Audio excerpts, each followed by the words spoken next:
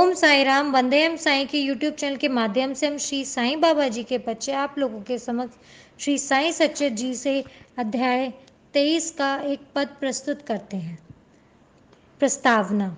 वस्तुतः मनुष्य त्रिगुण में 3 गुण अर्थात सत्व रज तम है तथा माया के प्रभाव से ही उसे भासित होने लगता है कि मैं शरीर हूँ।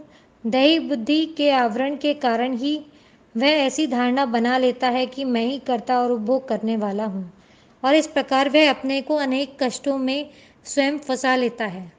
फिर उसे उससे छुटकारे का कोई मार्ग नहीं सूझता।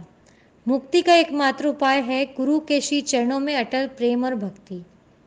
सबसे महान अभिनयकर्ता भगवान साईं ने भक्तों को पूर्ण आनंद पहुंचाकर उन्हें नित्य स्वरूप में परिवर्तित कर लिया है।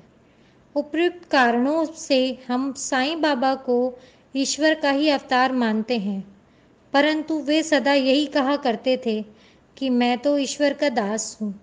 अवतार होते हुए भी मनुष्य को किस प्रकार आचरण करना चाहिए तथा अपने वर्ण के कर्तव्यों को किस प्रकार निभाना चाहिए, इसका उदाहरण उन्होंने लोगों के समक्ष प्रस्तुत किया।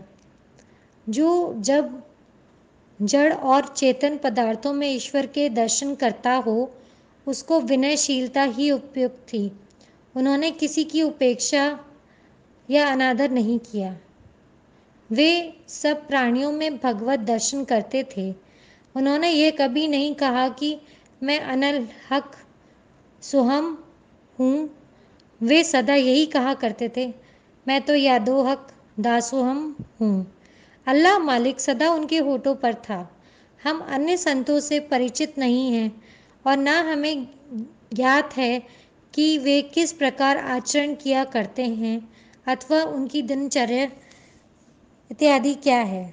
ईश कृपा से केवल हमें इतना ही ज्ञात है कि वे अज्ञान और बद्ध जीवों के निमित्त स्वयं अवतीर्ण होते हैं। शुभ कर्मों के परिणाम स्वरूप ही हमें संतों की कथाएं और लीलाएं श्रवण करने की इच्छा उत्पन्न होती है, अन्यथा नहीं। अब हम मुख्य कथा पर आते हैं। ओम साई राम।